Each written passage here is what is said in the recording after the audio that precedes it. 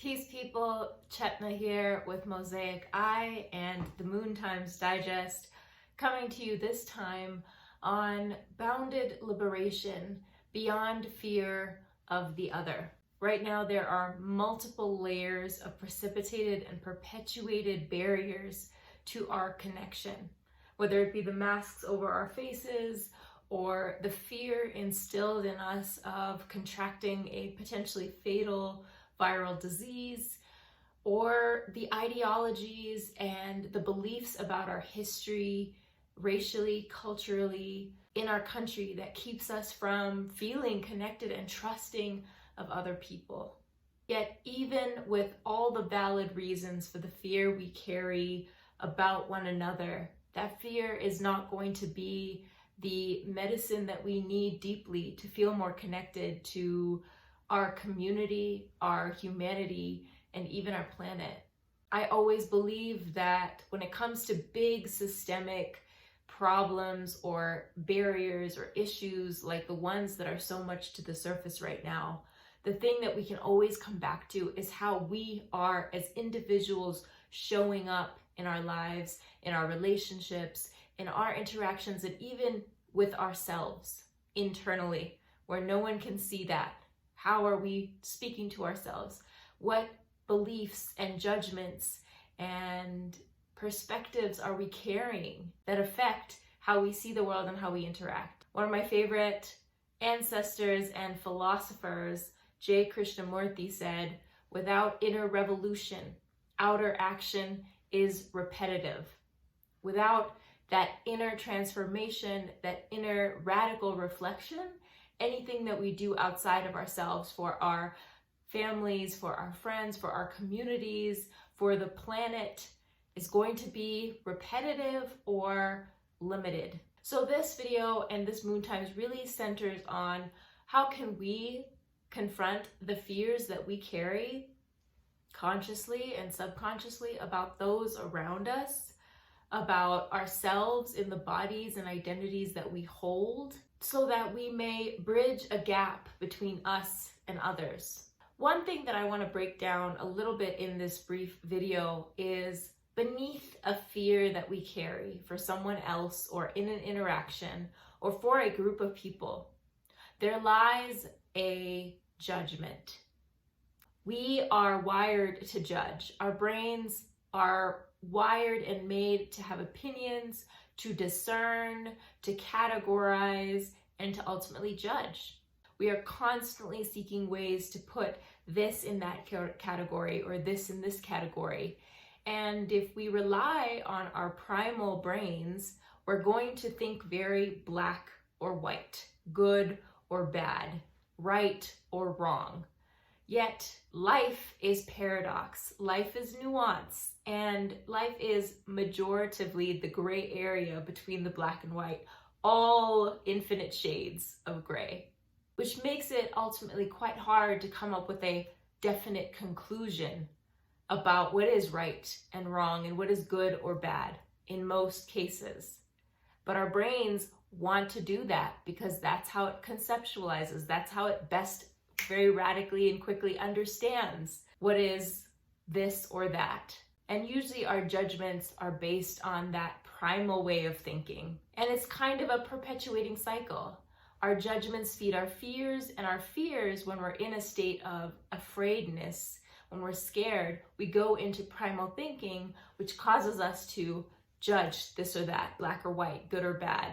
But if we slow it down, whether or not our judgment comes from fear or our fears are feeding our judgments, it's important to identify what the judgment is. For example, we may easily, in this point in time, have a judgment against someone in our families or in our communities that we deem ill-informed or holding wrong or incorrect beliefs or values politically or socially, or about issues that we care a lot about. If they are not matching us in the way that they show care or learn information or know information, for example, it's very easy to judge them as being stupid or ill-informed or wrong or irresponsible or privileged in the worst way. We may also judge ourselves in the same way that also causes us to isolate or be afraid of other people. A judgment often at the root of social anxiety is that I'm going to say something wrong, or I'm ill-informed, or I'm bad,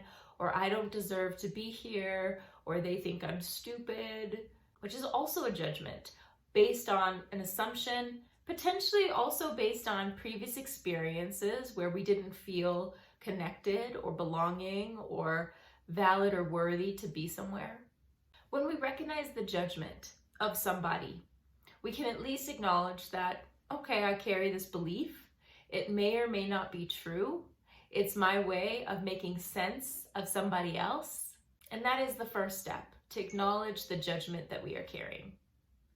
The second thing to reflect upon is, what is underneath that judgment? What are the emotions that are actually underneath that judgment? When I have a family member who I judge to be ill-informed or uninvolved politically or socially in a way that I think is significantly important right now, the feelings beneath that is some shame, some embarrassment, some sadness, some confusion. These are all feelings that are beneath my judgment that are actually my own. And this is taking responsibility for our own experience by acknowledging what are the emotions beneath my judgment or projection of somebody else. This is where the feelings wheel becomes really, really useful, because sometimes when I'm feeling all the feelings, and they're everything from fear and shame to confusion and frustration, it's hard to identify the nuances of that amalgamation of emotion. So the feelings wheel is a really great tool when it comes to this reflection. When I identify my emotions, I have more clarity in what I am experiencing behind my mind's desire to project or understand or categorize or label, ultimately judging. Then I can continue to introspect with my emotions in my awareness as to, what are my needs? What are the needs beneath those emotions? And I've realized that when it comes to judging a family member who is ill-informed or not involved politically and socially the way I would want them to be, my needs are connection and clarity and safety.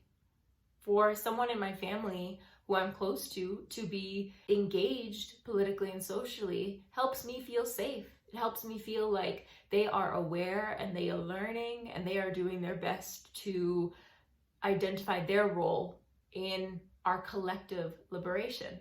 Of course, when I look at these needs of safety and connection and clarity, those are human needs. Of course, I need that. Of course, anybody would need that.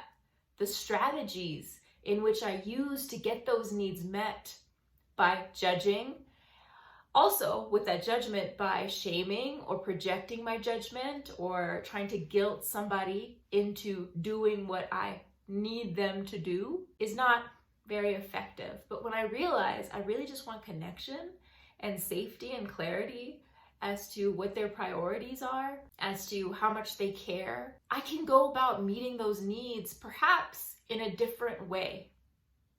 This is all a process. I've been thinking about this myself for a long time, and it does require some spacious reflection, identifying the judgment, noticing what the emotions are beneath that I can take ownership of, and then recognizing what the actual needs are. This is a list of some needs that are spanning physical well-being, our most basic needs, care and love, community, pleasure and adventure, peace and harmony, purpose, meaning, power, and autonomy. You can find this worksheet on mosaicunfolding.com/free art to print.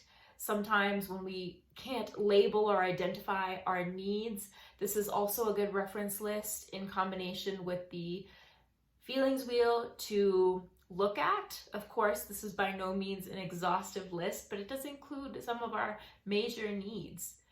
And when we know what our needs are, we can tend to them directly as opposed to indirectly or unintentionally through our primal ways of thinking and behaving by judging or shaming or guilting or fighting or fleeing. being avoidant of something that's really important to us, or avoidant of someone else based on a mismatch on how they are behaving or responding to their own respective needs. Something to try out, something to notice within ourselves. Spewing judgment and shame in other people in this time is not going to enact transformation. It might cause them to hide their true feelings. It might cause them to avoid certain things. But ultimately, it's not going to enact change. And really, that change starts with our own selves, with our relationship to our own feelings and needs, and how we act and take care of them.